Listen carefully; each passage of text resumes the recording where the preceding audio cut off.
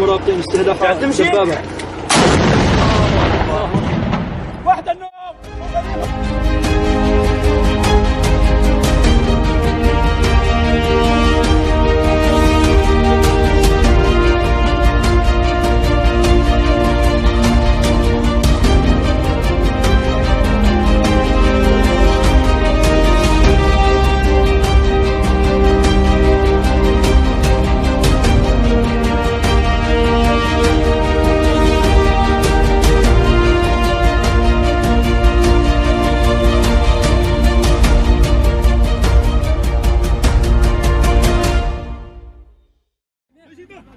Blocking information on the coronavirus pandemic, jailing bloggers, imposing restrictions on foreign journalists, and, in Hong Kong, introducing a national security law resulting in high-profile arrests.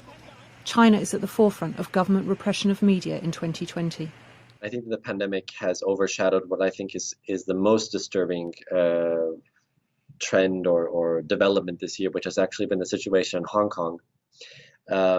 Because I think it's an example of the sort of larger struggle between,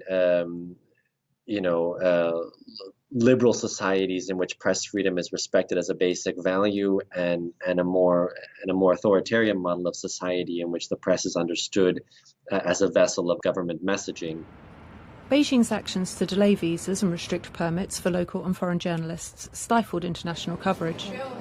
Foreign correspondent Bill Birtles was forced to leave Beijing at short notice after police sought to question him and another Australian journalist. In December, a slew of arrests included Jimmy Lai, publisher of Hong Kong's Apple Daily, and Chinese nationals who worked for Bloomberg and the New York Times.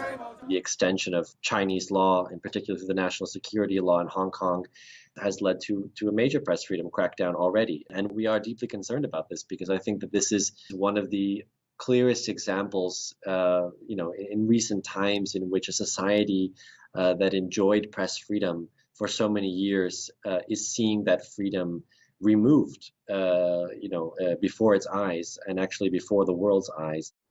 China says it is responding to US moves to restrict visas for journalists from Chinese state media.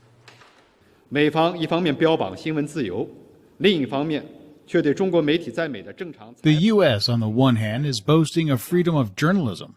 On the other hand, it is hindering and interfering with Chinese journalists reporting in the U.S., which hence exposes its hypocrisy of freedom of journalism. Washington labels Chinese-run outlets as foreign missions and has limited visas in response to Beijing's treatment of foreign journalists. Regret China's decision today to further foreclose the world's ability to conduct the free press operations that, frankly, would be really good for the Chinese people.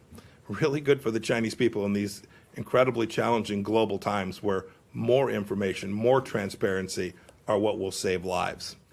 China has a record of detaining those who criticize authorities or report on abuses of minorities, such as the Uyghurs. According to press freedom watchdog, the Committee to Protect Journalists, it was the leading jailer of journalists in 2020, putting 47 behind bars. This year, what we saw is that the reporting on COVID-19 and the pandemic, both the existence of the pandemic, but also then the governmental responses to the pandemic, landed journalists in China in jail. It also led to the expulsion of many foreign journalists from China. In 2020, when access to reliable, independent news seemed more important than ever, experts fear that China's crackdown on the press may signal a troubling trend. Jessica Jerreat, VOA News.